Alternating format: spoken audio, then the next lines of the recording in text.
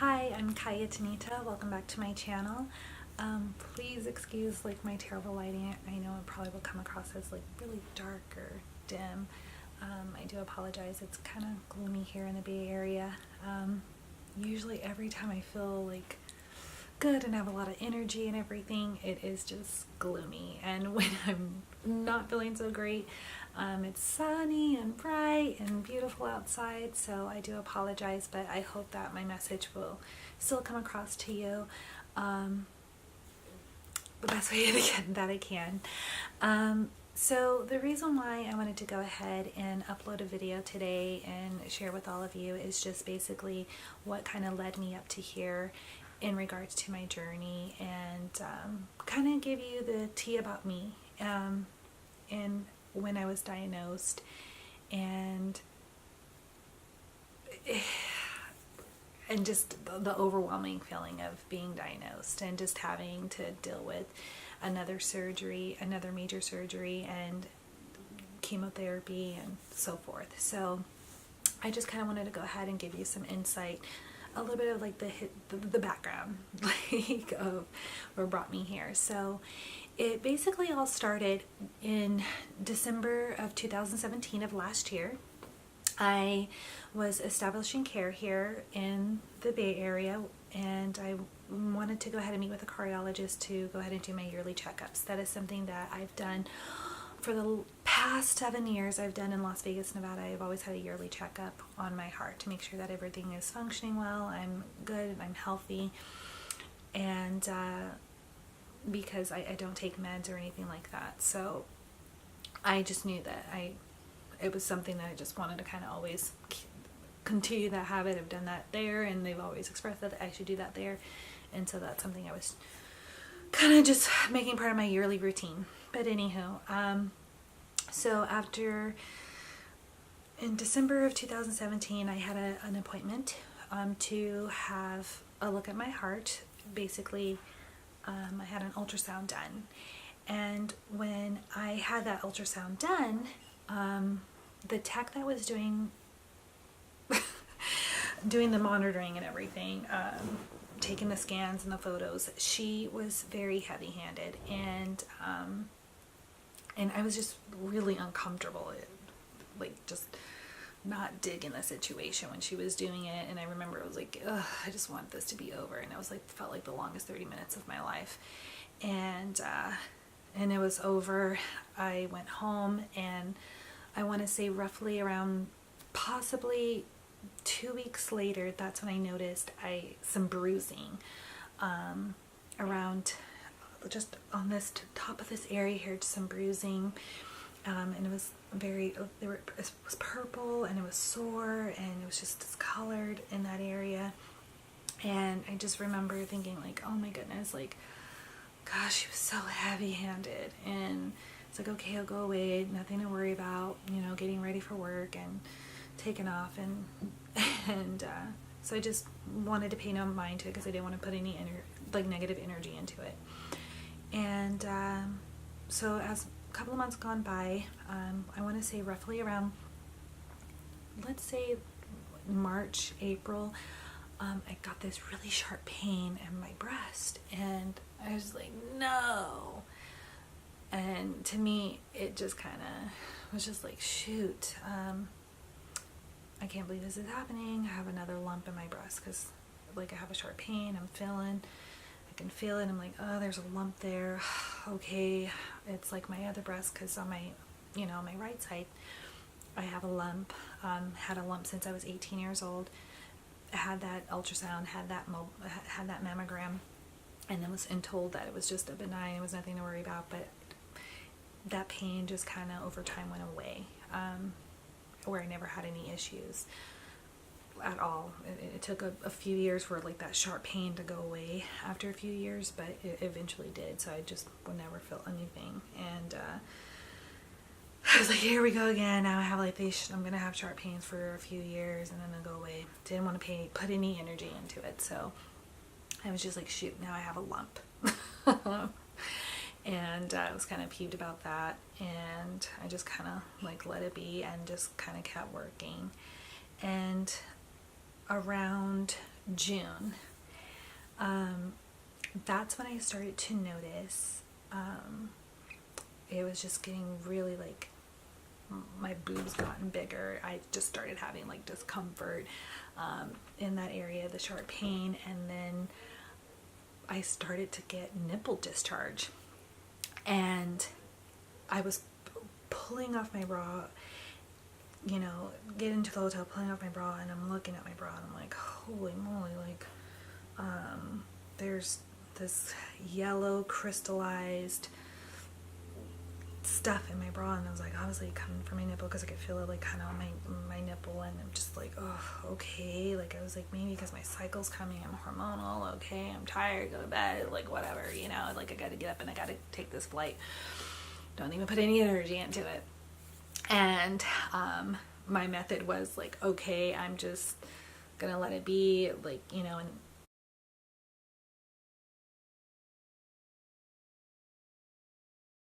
thought it was just that one time, and weeks would pass and it was still leaking, and you know, still doing its yellow discharge. And that came to a point when I come up to the solution. I was like, hey, I'm gonna start using like panty liners, these panty liners. I started putting them in my bra, and it got to the point where I would gradually have to change them because it was like very active, and I kind of move a lot when I'm flying, and and I would just kind of leak through those. And then I got to the point where I'm leaking through the nipple lining so much, and it was just heavy. I ended up having to upgrade to one of these, a bigger pad, and that's a terrible solution. So I was just like, okay, this is enough. Like I'm tired of it leaking. It's just too much. It's just like I've leaked through like my damn bra. Like I am just, you know, it leaked through it. This is not good. This is not okay. And so I remember off of a trip, I came home and I was just so exhausted, and I called the nurse hotline and I said, ma'am, I am having some extreme pain in my left breast, and it's a large lump. There's nipple discharge, and the color is like a dark yellow, and it's discomfort, and I don't know what to do, and I think I need to see a doctor. So she said, okay, your usual doctor that you usually typically see is not available, but I can go ahead and get you set up with someone else. And I was like, okay, I want to see someone as soon as possible. So she said, okay. So I went ahead and I made an appointment with her, and that was all set up, and it was like that second week of July. And as soon as I seen the doctor, he's not my usual doctor, and he was like, okay, what brings you in today? And I'm just kind of like, okay, what brings me in today is, you know, I'm leaking, and large lump, and this discomfort, and yada yada yada. I'm kind of just like going into it, and it was like kind of awkward because we're in a small room. I have my boyfriend there for support, and he's in there, and he has his nurse, so we're just all there in this little tiny room. And he's just like, okay, so he's filling up on my chest, and he's just kind of like, oh, it's large. I'm like, okay, it's large, and alrighty, why would you wait so long? I'm just like, well, in my mind it was going to go away. And he was just like, alright. And I was like, well, yesterday I told him, I was like, hey, yesterday I was leaking blood, it's now leaking blood. And he was like, oh, I was like, yeah, like out of the nipple it's leaking blood, and there's discharge, and just kind of like, it's awkward and it's weird, and I'm just kind of nervous. And he was like, okay, let me go ahead and get some test strips and see if it's actual blood. So they run around and they're getting the test strips and test positive for blood. So he said, okay, you're gonna have to go ahead and have a ultrasound and a mammogram done. So I just said, okay. And he said, and possibly a biopsy. And I was like, okay, well, what's a biopsy? And he was like, oh, well, they'll go ahead and they need to take, extract tissue from the breast. And I'm like, what? Kind of, he's touching on it, but he's not really touching on it. And I'm like, oh, okay, I'm gonna go ahead and have to like Google this when I leave this man. So went home, looked it up, and I was just like, no, Google, no, I cannot do that. But okay, let's pray to God like that I don't have to do this biopsy. This is just too much. So I went ahead and was like praying, like, please don't be anything, don't be anything, don't be anything. And sure enough, I was just like trying to psych myself out, like, it's nothing, it's nothing, it's nothing, it's nothing, but whatever. And had the appointment July 17th. And I go in and I meet with the girls, and I told them, I was like, hey, I have an appointment. She said, okay, like, you're gonna have to go ahead and just take off your top and the whole 9 yards. So go into the special room, drop off my stuff. I go ahead and take off, like, you know, my top, and I put on the little garment that they have there, and I'm just gonna go ahead and do my ultrasound.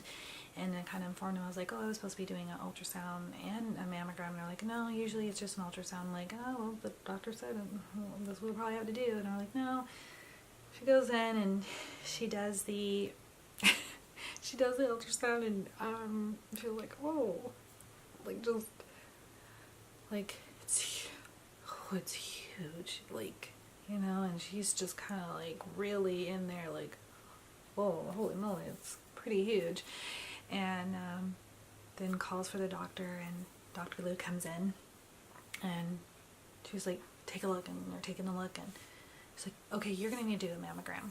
And I was like, okay, yeah, I figured I needed to do a mammogram too. And so because I've had them since I was 18, and so it was just like, you usually get an ultrasound mammogram. So, and that doctor said too, and during that visit I get a mammogram too, and an ultrasound. So I go ahead and I go into the next room, and they're preparing me to do the mammogram, and you're walking up to this machine, and it's not my favorite machine, and you walk up to it and you're just like, yay, you're gonna hurt me today. And the machine, what they do is they just basically take your breast and they put your breast on, just, it's kind of basically just putting your breast in between, like sandwiching it in two metal planks, plastic plates, and they just put it in there underneath here, and then it just presses down just for a few seconds, a minute or so, probably less than a minute. And I just was like, oh, this is gonna hurt, but let me prepare myself and take a deep breath. So she does her thing, and we're doing it, and I leak like all over the machine. And that poor woman, oh my goodness, she was just like, oh my god, like, does it always look like this? And I was like, yes. Like at this point she's kind of like scaring me, and I'm like, yeah, oh yeah. I was like, I'm so sorry, like it just leaks. And she was like, oh, like, you sit here. And she sits me down, and then she begins cleaning it up, and then she sits right down, and she's like, oh Lord, no. And I'm looking like, okay, like, what's going on here? But like, I'm trying not to laugh at her, but it like wanted to come out, because she was more freaked out than I was that I was like shooting out, because at this point I'm just so used to it leaking. But it just, for her too, it kind of just threw her off. And she's like, this always happens? Yes. And I was like, it's happening, it's quite frequently, and so sorry about leaking on the machine. And she runs out, and she tells the doctor, and they're like, yes, you need to finish the mammogram. And she's like, well, she's leaking all over. I could hear her saying, it's leaking all over the machine. And so she's like, yes, we must finish the mammogram. So we finished the mammogram. She takes her images of it, and then I go ahead and I go back, and they were like, we need you to go back and do another ultrasound, because we need to go ahead and check your lymph node. And I said, oh, what's a lymph node? And she was just like, oh, your lymph node underneath your armpit. So I was like, okay. So they ultrasound the whole situation again. They're looking, and they're just like, okay. And she tells me, she begins to tell me, she's like, I'm going to have you come back after taking a look at the images here, that you're going to need to come back in an hour, because we need to do the biopsy. And my heart, I was just shaking, and I was just like, and the tears like were just coming out of my eyes. And I just remember, he was like, I was like, I don't want to do it because it's so painful. And she was just like, no, it won't be too bad. And she's kind of explaining what she'll be doing, and she was like, it'll be fine, but we do need to take one. So I said, okay. So I was like, all right, well, we'll go eat. because it's lunch hour, so we'll go eat and we'll come back. So my boyfriend and I, we went to go eat and we came back, and I was just nervous, and you could just kind of see the demeanor of everybody's, like, it went from just like it's so hard to explain how everyone's behavior was with me. It was like sad, like sad eyes, and the tones changed in their voice. And I remember they took me back into the room and they told me, okay, here's the locker, get changed. And so I went ahead and I went into the locker and I got changed and changed my top, and I'm going to the room, and there was a nurse there, and she was like, I'm here to be a support for you. And so I said okay, and then she kind of just asked me some questions, trying to get my mind distracted and get my mind off of things. And then her last thing was, where's your mother? And I was like, oh, well, she's in Las Vegas, and that's where I'm originally from, but I do have my boyfriend here and he's my support. And she was like, okay.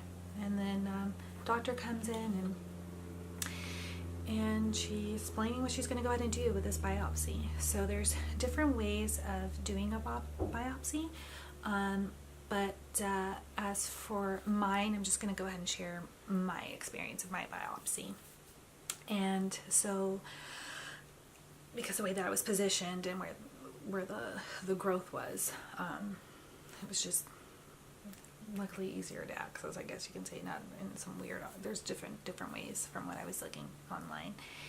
So she informed me that she was going to go ahead and numb the area, and she was going to be extracting the tissue from the breast, from the growth, and that I would hear like 2 clicks. And then she also mentioned that she wanted to go ahead and take a look at my armpit, but she'll see how everything goes and how I feel about it. So I said, okay, we go ahead. I'm laying back. She's telling me to lie back, don't look at the monitor.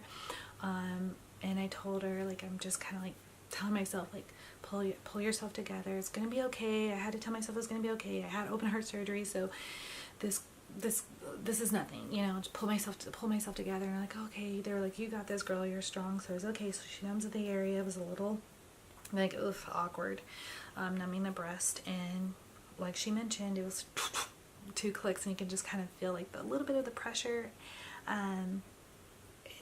just pressure, and just she got what she needed. And then she asked me, can we go in and do your armpit? I'm not gonna lie to you. The armpit was uncomfortable. It was, I'm ticklish. If you pinch me there, like, uncomfortable. Like, it's sensitive, and I'm pretty sure if you don't have sensitive armpits, kudos to you, but my armpits are sensitive. And man, so she numbs that area with that needle, and Lord have mercy, like, that hurt. And then she goes in, and definitely I feel the pressure in the armpit, just getting what she needed. And I was just kind of over it at that point, and that's where that was a little painful, but I had pulled myself together because I was like, ugh, she's getting what she needs. And she said, okay, it's, you know, sometime it usually take a couple of days to go ahead and get results back. So it was a Wednesday, I believe. I want to say Tuesday or Wednesday, and I was like, well, Friday, I don't really think they'll give me results on Friday.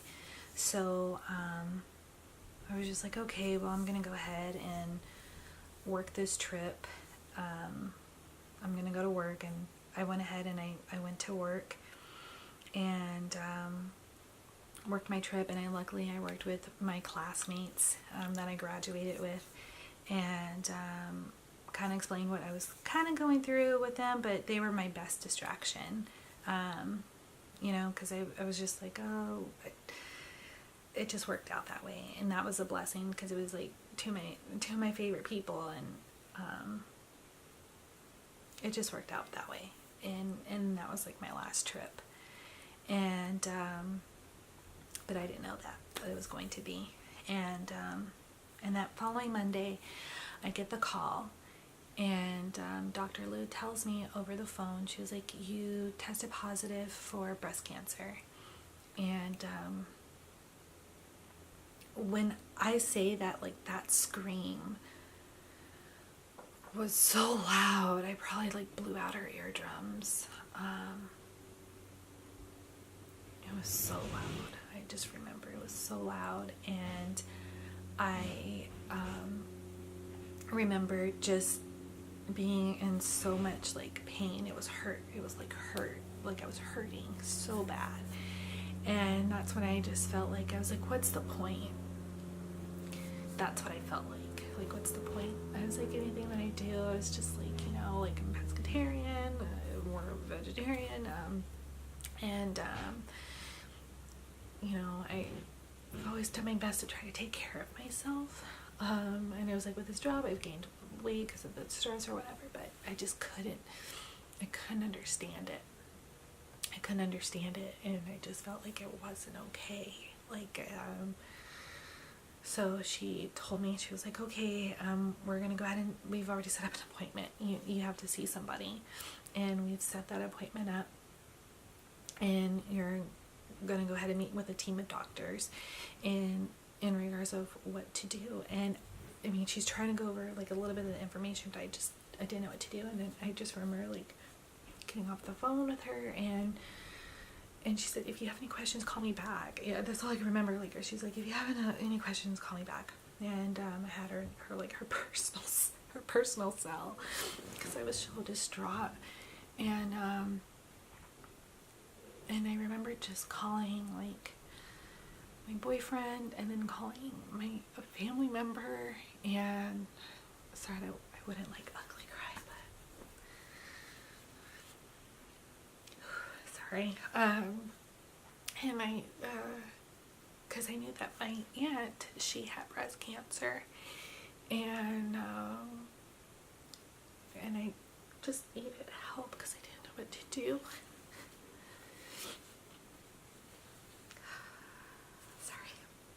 I didn't know what to do, so I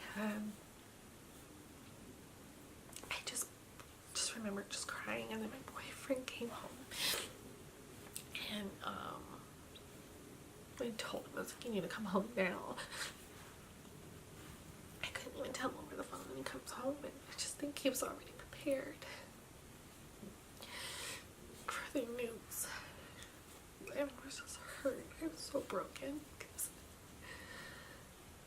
the feeling was just like, because anytime you think of cancer, you think of like, you associate that with death, and that's what it was. It was like I was associating with that with death, and I just felt like my world was over. And I spoke to my aunt, and my aunt was like, call your doctor, and then she's three-wayed the doctor and spoke to my doctor, and kind of she went over like the gist of everything, and informed her that, you know, what my results were, and that it was aggressive, and it was triple negative, and it wasn't estrogen driven, and that I needed additional testing done, like genetics and everything, to see what kind of gene that I had, because obviously like it's hereditary.